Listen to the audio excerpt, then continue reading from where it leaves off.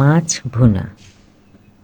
সহজভাবে ঘরোয়া উপকরণ দিয়ে কাতলা মাছ ভুনা করেছি, তবে সব বড় মাছ দিয়ে এভাবে রান্না করা যাবে।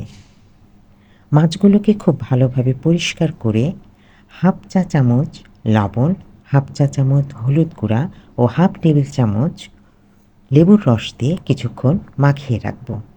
মাখিয়ে রাখার পরে মাছগুলোকে এপিট ওপিট করে গরম তেলে ভেজে নেব।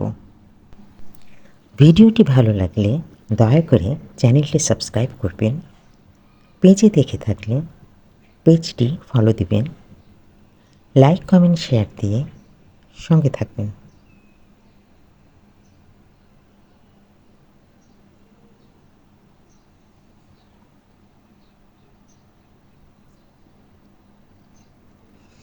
মাছ ভাজার তেলে 1 চা চামচ জিরা দিয়ে দেব। জিরা ফুটে উঠলে দিয়ে দেব 1 কাপ পেঁয়াজ কুচি।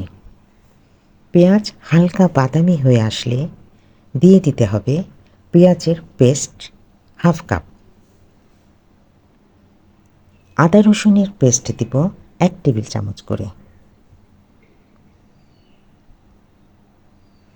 মশলাগুলো ভালো করে মিশিয়ে 1 চা চামচ করে মৌরি গুঁড়া, জিরা গুঁড়া দেব, হাফ চা চামচ কালো গোলমরিচ গুঁড়া, হাফ টেবিল চামচ মরিচ গুঁড়া, 1 চা চামচ হলুদ গুঁড়া দিয়ে মশলাগুলোকে খুব ভালোভাবে ভেজে নেব।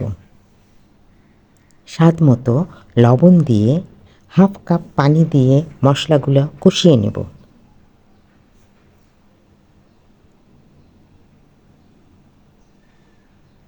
তেল যখন মশলার উপর ভেসে উঠবে তখন মাছগুলো দিয়ে দেব। মশলার সাথে মাছগুলোকে উল্টে পাল্টে মিশিয়ে নিতে হবে, যেন খেয়াল রাখতে হবে মাছগুলো ভেঙে না যায়। বেশ কিছুক্ষণ রান্না করার পর পানি দিয়ে দেব। পানিটা এমনভাবে দিতে হবে যেন মাছ কিছুটা ডুবে থাকবে, কিছুটা ভেসে থাকবে। যখন পানি কমে আসবে 1 চা চামচ ভাজা জিরার গুঁড়া, হাফ চা চামচ করে দারচিনি এলাচ গুঁড়া, সঙ্গে দিতে হবে কিছু চেরা কাঁচামরিচ ও গোটা কাঁচামরিচ। ধনেপাতা কুচি ছিটিয়ে ঢাকনা দিয়ে 10 মিনিট দমে রাখতে হবে।